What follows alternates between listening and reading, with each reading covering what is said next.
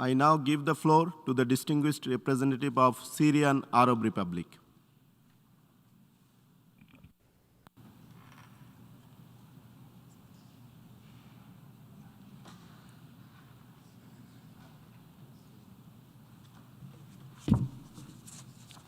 شكرا سيد الرئيس. Thank you, Mr. President. At the outset, my delegation associates itself to the statement that will be delivered by the representative of the Bolivarian Republic of Venezuela on behalf of the member states of the Group of Friends defending the UN Charter. We would like to add the following comment in our national capacity. Despite the fact that my delegation has already joined consensus on General Assembly Resolution 76/262, however, our delegation and other delegations believe time and again that some are abusing this resolution in a politicized manner that do not serve the declared objectives from its adoption. It is also not in line with the agenda item that it was tabled for, which is strengthening the UN system.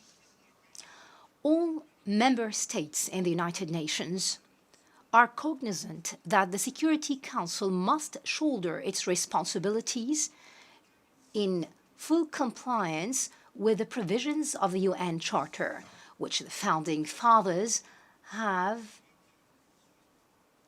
included a clear voting system in it. It ensures a balance between all international powers, avoiding any new international confrontations or using the Security Council as a platform to impose the agendas of some countries at the expense of others. Regrettably, the unfair geographical distribution of the Security Council, which does not reflect today's facts, is exacerbating the polarization in the Council and is pushing the Western countries, members of the Council, most of which are also members in the NATO, to use the Council to serve their own political agendas or settle geopolitical accounts or impose their own standards. They do so by tabling non-consensual draft resolutions that are not in the interest of the member states of the United Nations, especially the developing countries. Thus, curbing such practices becomes a moral duty. Mr. President, ladies and gentlemen, the Syrian Arab Republic, as a party concerned and the primary entity impacted by the question of providing humanitarian assistance to Syrians who have been suffering for almost 10 years from an unfair war imposed upon them by proxy terrorists and unilateral coercive measures, makes of Syria a primary interlocutor in discussing any Security Council resolutions on the humanitarian situation in Syria. As such, the Syrian Arab Republic's delegation, through all discussions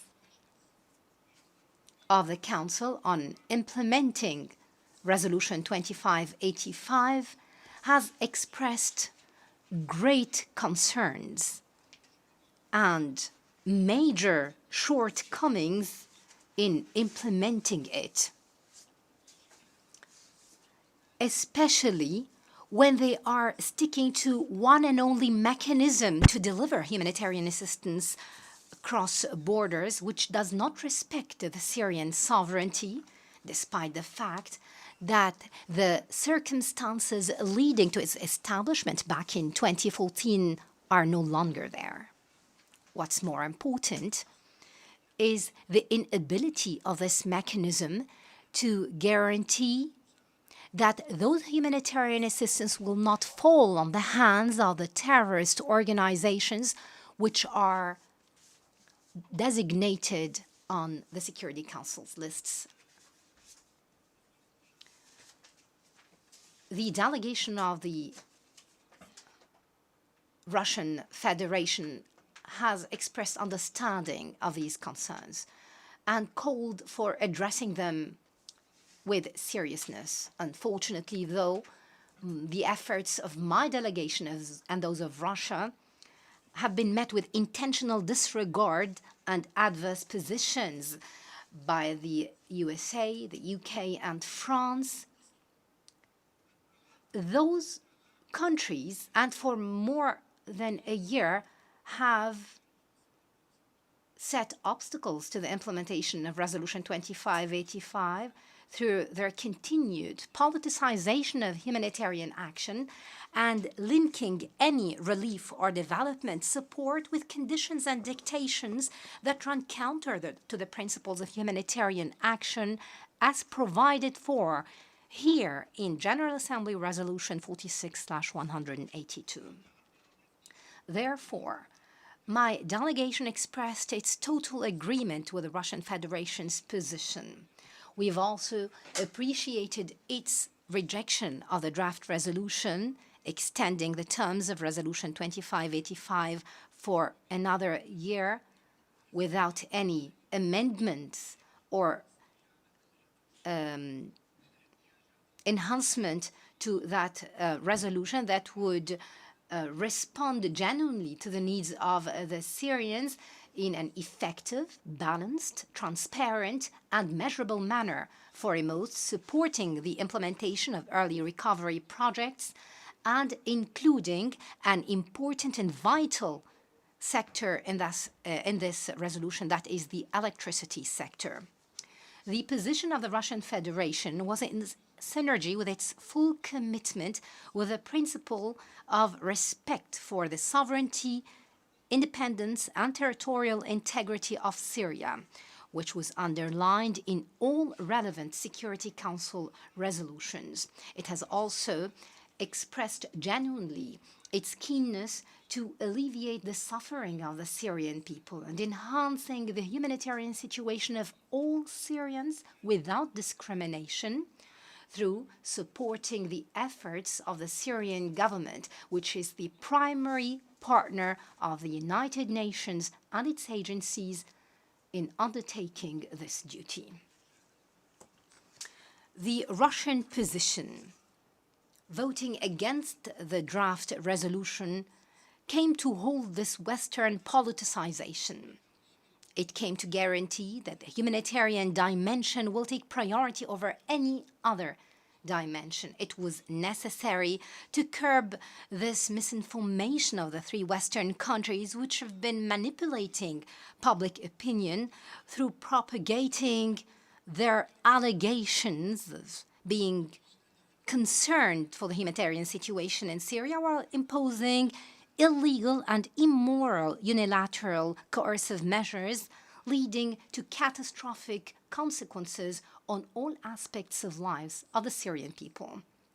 Mr. President, it's paradoxical that the three Western permanent members of the Security Council criticizing the Russian Federation for voting against the initial draft resolution extending the provisions of Resolution 2585 are the same ones voting against the draft resolution tabled by the Russian Federation to achieve the exact same goal. Therefore, it is only fair for the General Assembly to also ask to listen to the reasoning of these three countries. Thank you, Mr. President. I thank the distinguished representative of Syrian Arab Republic.